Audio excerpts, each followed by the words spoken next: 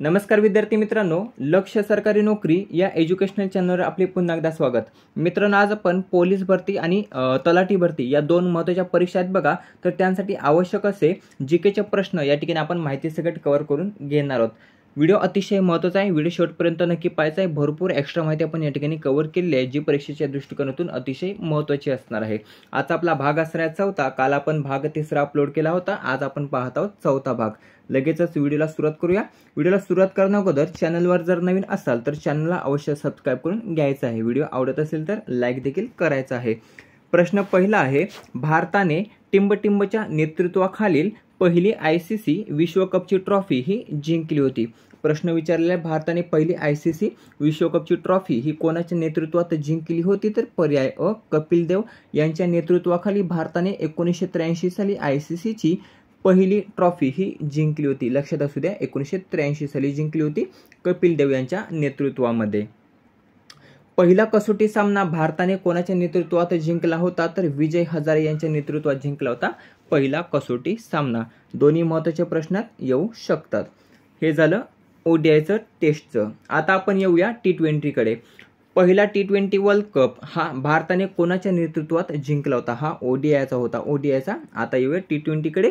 पहिला T20 world cup हा भारताने कोणाच्या नेतृत्वाखाली जिंकला होता? तर महेंद्रसिंग धोनी यांच्या नेतृत्वाखाली भारताने जिंकला होता 2007 साली पहिला T20 विश्व चषक। हे देखील लक्षात ठेवायचं आहे।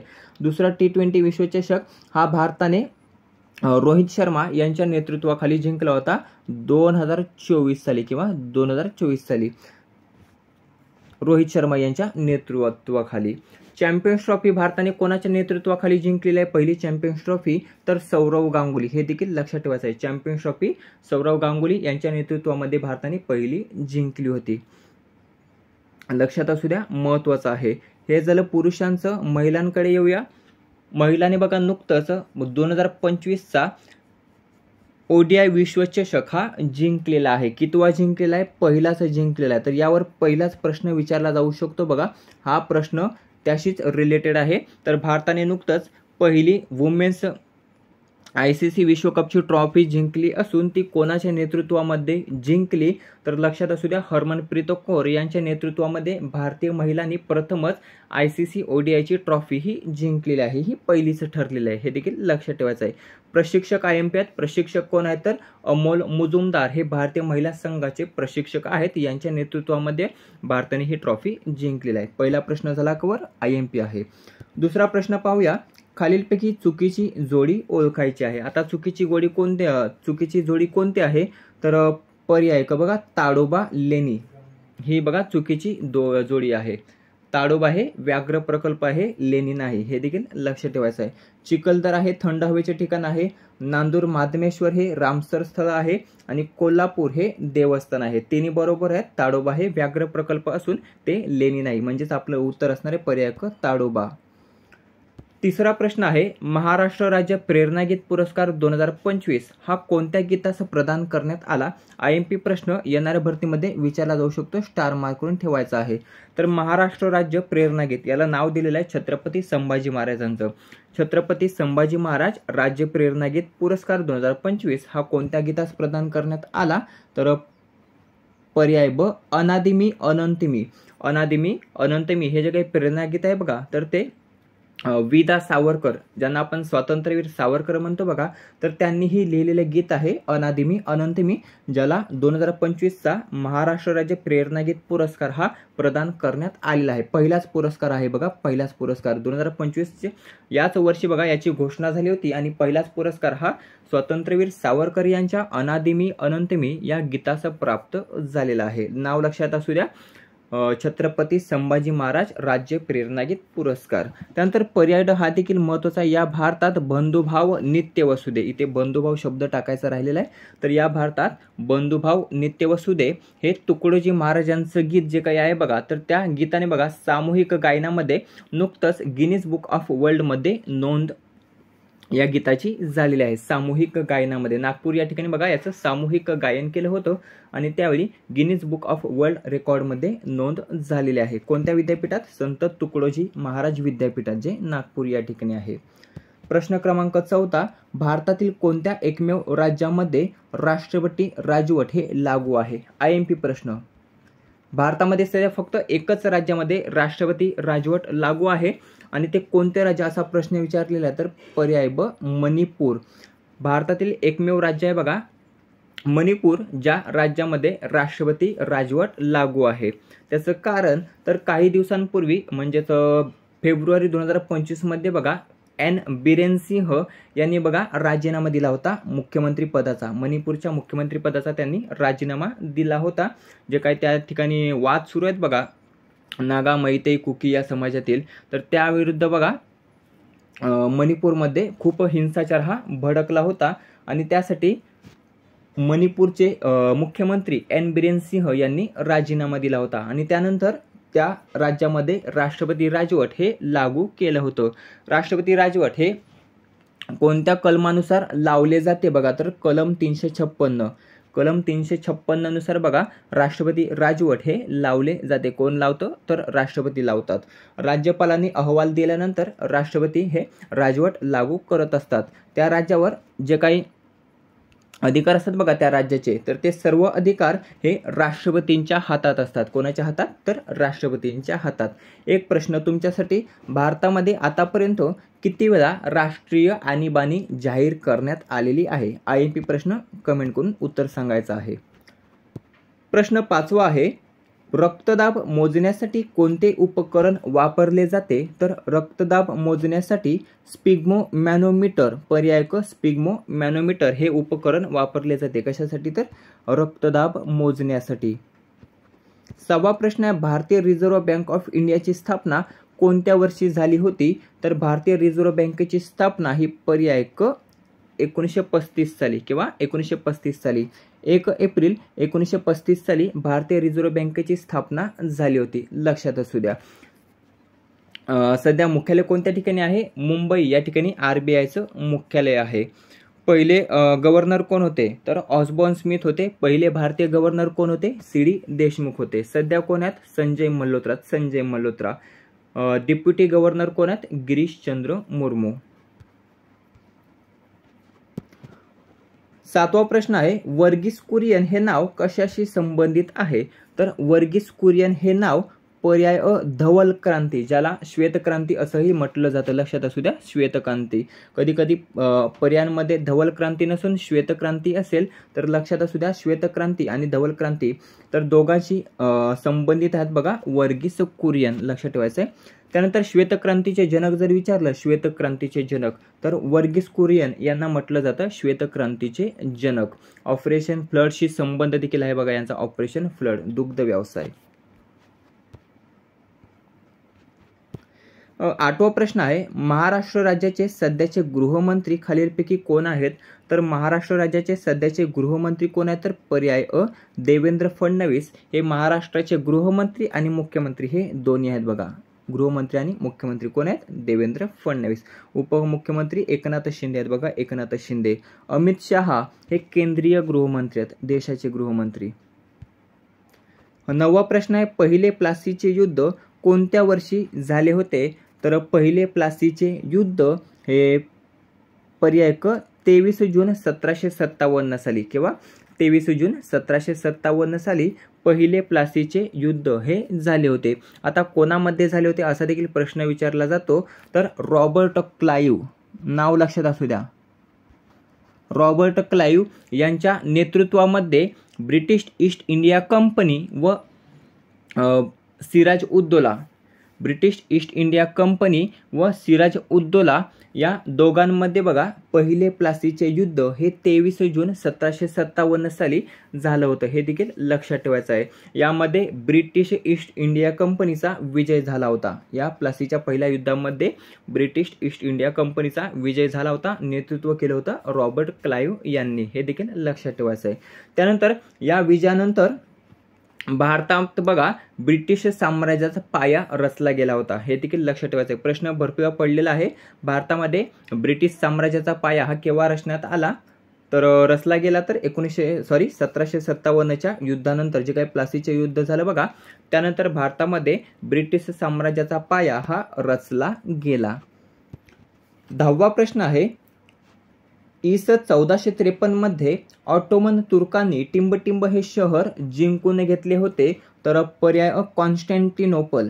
कॉन्स्टँटिनोपल हे जे काही शहर होतं बघा, तर ते 1453 मध्ये ऑटोमन तुर्कांनी जिंकून घेतलं होतं. सध्याचं ते इस्तंबूल म्हणून ओळखलं जातं, इस्तंबूल.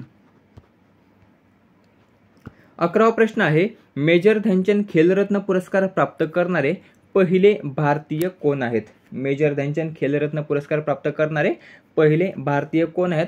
ज्याचं योग्य उत्तर आहे बघा पर्याय ड, विश्वनाथन आनंद. विश्वनाथन आनंद हे बघा पहिले मेजर ध्यानचंद खेलरत्न पुरस्कार प्राप्त करणारे पहिले भारतीय आहेत, किंवा पहिले खेळाडू जरी विचारलं तरी लक्षात असू द्या. पहिले भारतीय किंवा पहिले खेळाडू दोन्ही विचारलं जाऊ शकतं, तर नाव लक्षात ठेवायचं आहे. विश्वनाथन आनंद हे मेजर ध्यानचंद खेलरत्न पुरस्कार प्राप्त करणारे पहिले भारतीय किंवा पहिले खेळाडू आहेत. त्यांना 1991-92 सालचा राजीव गांधी खेलरत्न पुरस्कार त्यावेळी त्याला नाव होतं. आता ते मेजर ध्यानचंद खेलरत्न पुरस्कार असं करण्यात आलेलं आहे. नाव कोणत्या वर्षी बदलण्यात आलं कमेंट करून सांगायचं आहे. कोणत्या वर्षी नाव बदलण्यात आलं कमेंट करून सांगायचं आहे. तर ते पुरस्कार जिंकणारे पहिले भारतीय किंवा पहिले खेळाडू ठरले होते. सुरुवात झाली होती 1991-92 साली राजीव गांधी खेलरत्न पुरस्काराची. सध्याचं नाव मेजर ध्यानचंद खेलरत्न पुरस्कार. एवढं क्लिअर झालं. कोणत्या खेळाशी संबंधित आहेत? बुद्धिबळ या खेळाशी संबंधित आहेत. जो काही फाईड विश्वकप आहे बघा, फाईड बुद्धिबळ विश्वकप, तर या बुद्धिबळ विश्वकपाला विश्वनाथन आनंद यांचं नाव देण्यात आलेलं आहे. IMP प्रश्न, लेटेस्ट चालू घडामोडी आहे बघा. विश्वनाथन आनंद यांचं नाव देण्यात आलेलं आहे फाईड बुद्धिबळ विश्वकपला. हे देखील लक्षात ठेवायचं आहे. यांच्याबाबत थोडीशी माहिती पाहून घेऊया. ट्रेंडिंग टॉपिक आहे, त्यासाठी येणाऱ्या भरतीमध्ये यांच्यावर एखादा प्रश्न हा विचारला जाऊ शकतो.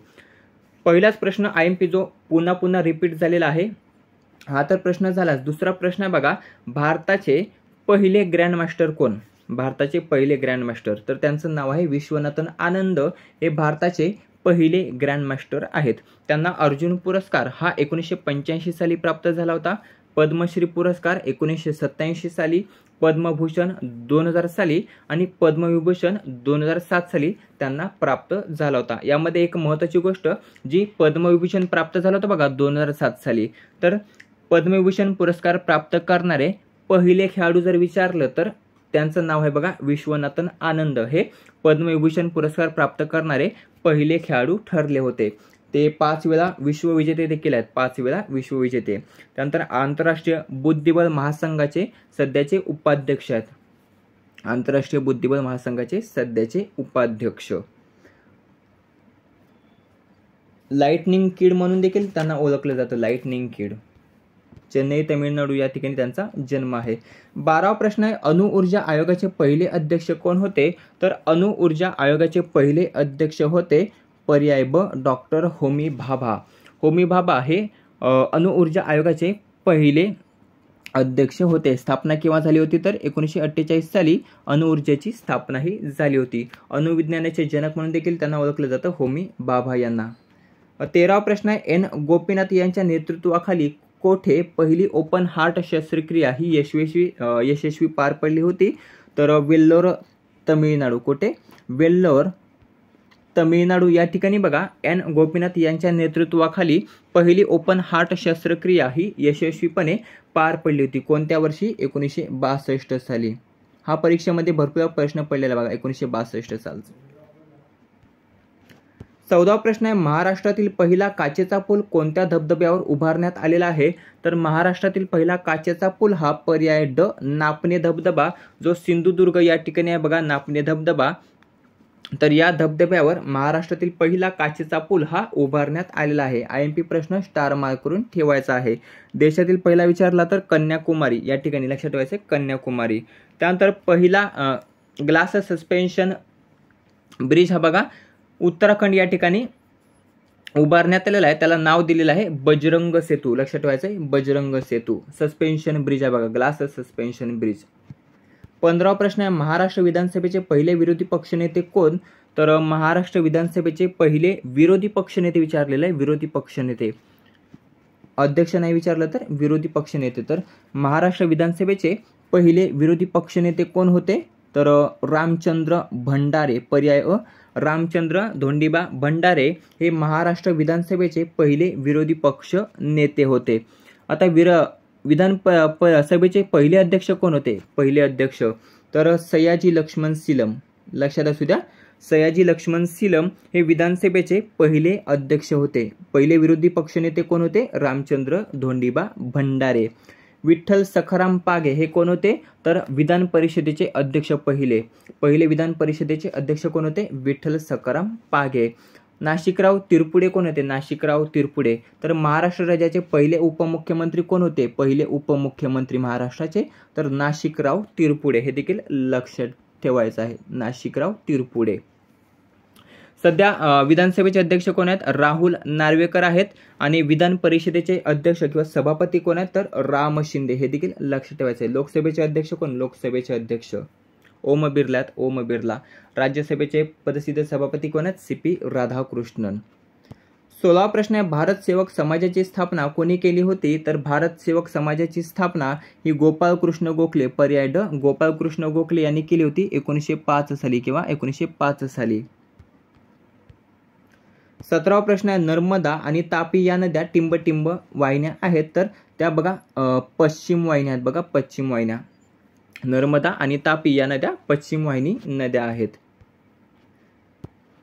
18वा प्रश्न, दर्पण हे वृत्तपत्र 1832 मध्ये मुंबईत कोणी सुरू केले होते? तर दर्पण हे वृत्तपत्र 1832 मध्ये मुंबईत पर्याय ड, बाळशास्त्री जांभेकर. बाळशास्त्री जांभेकर यांनी सुरू केले होते. तारीख काय होती? 6 जानेवारी 1832. 6 जानेवारी 1832 या दिवशी बघा बाळशास्त्री जांभेकर यांनी मराठीतील पहिलं वृत्तपत्र हे प्रकाशित केलं होतं. कोणत्या वर्षी? 1832 साली. IMP प्रश्न आहे, हा जो काही 6 जानेवारी दिवस आहे बघा, 6 जानेवारी दिवस, तर तो मराठी पत्रकार दिवस म्हणून साजरा केला जातो. मराठी पत्रकार दिवस म्हणून. त्यानंतर मराठी पत्रकारितेचे जनक म्हणून कोणास ओळखले जाते? तर बाळशास्त्री जांभेकर यांना मराठी पत्रकारितेचे जनक म्हणून ओळखले जाते. एक प्रश्न विचारला जातो, मराठीतील पहिले वृत्तपत्र कोणते? तर दर्पण आहे बघा, जे बाळशास्त्री जांभेकर यांनी सुरू केले होते. 19वा प्रश्न आहे, स्कर्वी हा आजार कोणत्या जीवनसत्वाच्या अभावामुळे होतो? तर स्कर्वी हा आजार पर्याय क जीवनसत्वाच्या अभावामुळे. कोणत्या? क जीवनसत्वाच्या अभावामुळे स्कर्वी हा आजार होतो. अ जीवनसत्वाच्या अभावामुळे रातांधळेपणा, ब जीवनसत्वाच्या अभावामुळे बेरीबेरी, ड जीवनसत्वाच्या अभावामुळे कोणता आजार होतो? कमेंट करून सांगायचा आहे. 20वा प्रश्न आहे, महाराष्ट्र राज्याच्या पहिल्या महिला पोलीस महासंचालक कोण आहेत? तर महाराष्ट्र राज्याच्या पहिल्या महिला पोलीस महासंचालक कोण आहेत? पर्याय क, रश्मी शुक्ला आहेत. बघा रश्मी शुक्ला. सध्याच्या देखील त्याच आहेत. सध्याच्या आणि पहिल्या महिला पोलीस महासंचालक रश्मी शुक्ला आहेत. विजयालक्ष्मी पंडित महाराष्ट्र राज्याच्या पहिल्या राज्यपाल आहेत. पहिल्या राज्यपाल महाराष्ट्राच्या. सुजाता सोनिक महाराष्ट्राच्या पहिल्या महिला मुख्य सचिव. पहिल्या महिला राज्यपाल आहेत. पहिल्या महिला राज्यपाल विजयालक्ष्मी पंडित. 21वा प्रश्न आहे, जागतिक पर्यावरण दिन हा कोणत्या दिवशी साजरा करण्यात येतो? तर 5 जूनला जागतिक पर्यावरण दिन हा साजरा करण्यात येतो. यावर्षी 2025 ची थीम काय होती? तर बीट प्लॅस्टिक पोल्युशन अशी यावर्षीची थीम होती. 22वा प्रश्न आहे, नवी मुंबई आंतरराष्ट्रीय विमानतळ खालीलपैकी कोणत्या जिल्ह्यात आहे? तर नवी मुंबई आंतरराष्ट्रीय विमानतळ हे पर्याय ड, रायगड जिल्ह्यामध्ये आहे. कोणत्या जिल्ह्यामध्ये? रायगड जिल्ह्यामध्ये आहे. या विमानतळाला नाव कोणाचं देण्यात येणार आहे? तर दिबा पाटील यांचं नाव हे या विमानतळाला देण्यात येणार आहे. एक प्रश्न तुमच्यासाठी, नवी मुंबई आंतरराष्ट्रीय विमानतळ हे महाराष्ट्रातील कितवे आंतरराष्ट्रीय विमानतळ आहे? कमेंट करून सांगायचं आहे. कितवे आंतरराष्ट्रीय विमानतळ? देशातील पहिले ग्रीनफील्ड विमानतळ आहे बघा नवी मुंबई आंतरराष्ट्रीय विमानतळ. 23वा प्रश्न आहे, गाडगे महाराज या नावाने खालीलपैकी कोणास ओळखले जाते? तर गाडगे महाराज या नावाने पर्याय क, डेबूजी झिंगराजी जानोरकर यांना ओळखलं जातं. माणिक बंडोजी इंगळे यांना बघा राष्ट्रसंत तुकडोजी महाराज म्हणून म्हटले जातं. राष्ट्रसंत तुकडोजी महाराज यांचं मूळ नाव काय? माणिक बंडोजी इंगळे. आणि गाडगे महाराजांचं पूर्ण नाव काय? तर डेबूजी झिंगराजी जानोरकर. दोन्ही लक्षात ठेवायचं आहे. पुढचा आहे 24वा प्रश्न IMP प्रश्न. यावर एक प्रश्न विचारला जाणार आहे. हमखास स्टार मार्क करून ठेवायचा. याबद्दल सर्व माहिती आपण टेलिग्रामवर अपलोड केलेलीच आहे. 2025चा महिला ODI विश्वचषक हा भारतात आयोजित करण्यात आला होता, परंतु किती शहरांमध्ये आयोजित करण्यात आला होता असा प्रश्न विचारलेला आहे. तर पर्याय ब 4. एकूण 4 शहरांमध्ये यावर्षीचा महिला विश्वकप हा भारतामध्ये आयोजित करण्यात आला होता. तो 4 शहरांमध्ये आयोजित करण्यात आला होता आणि एक शहर हे श्रीलंकेतील होते. कोणते? तर कोलंबो हे शहर.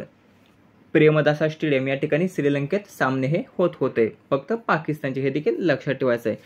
एकूण 5 शहरांमध्ये, परंतु भारतातील 4 शहरांमध्ये. हे देखील लक्षात ठेवायचं आहे. यावर्षीचा ODI विश्वचषक हा भारत आणि श्रीलंका या 2 देशांदरम्यान आयोजित करण्यात आला होता, ज्यामध्ये भारताने बघा साऊथ आफ्रिकेला हरवत पहिलं विजेतेपद हे भारताने पटकावलेलं आहे. पहिलं विजेतेपद, ODIचं पहिलं विजेतेपद. कर्णधार कोण होती भारताची? हरमनप्रीत कौर. मुख्य प्रशिक्षक कोण होते? अमोल मुजुमदार. सर्वाधिक रन्स कोणी बनवल्यात यामध्ये? वाल्वार्ड. साऊथ आफ्रिकेच्यात बघा वाल्वार्ड यांनी बनवल्यात 571. सर्वाधिक विकेट्स कोणी घेतल्यात? दीप्ती शर्मा यांनी घेतलेल्यात. किती? 22 विकेट्स. त्यानंतर शेवटची जे काही फायनल सामना झाला बघा, फायनल सामना, तर तो DY पाटील नवी मुंबई स्टेडियम या ठिकाणी झाला होता. कुठे? DY पाटील. त्या सामन्यामध्ये सामनावीराचा पुरस्कार कोणास मिळाला? शेफाली वर्मा यांना मिळाला बघा, शेफाली वर्मा. त्यानंतर मालिकावीर कोण ठरलेलं आहे? दीप्ती शर्मा ही मालिकावीर प्लेयर ऑफ द टुर्नामेंट ठरलेले आहे. हे देखील लक्षात ठेवायचं आहे. थीम सॉन्ग कोणते होते यावर्षीचं? तर ब्रिंग इट होम हे थीम सॉन्ग होतं, जे श्रेया घोषाल यांनी गायलं होतं. हे देखील लक्षात ठेवायचं आहे. मित्रांनो, अशा प्रकारे महत्त्वाचे 24 GKचे प्रश्न तसेच चालू घडामोडीचे प्रश्न आपण या ठिकाणी पोलीस भरतीसाठी उपयुक्त असे कव्हर केलेले आहेत, जे येणाऱ्या भरतीसाठी उपयुक्त असणार आहेत. व्हिडिओ कसा वाटला कमेंट करून नक्की सांगायचं. व्हिडिओ आवडला असेल तर मित्रांसोबत जास्तीत जास्त शेअर करायचा आहे. भेटूया पुढच्या व्हिडिओमध्ये. धन्यवाद.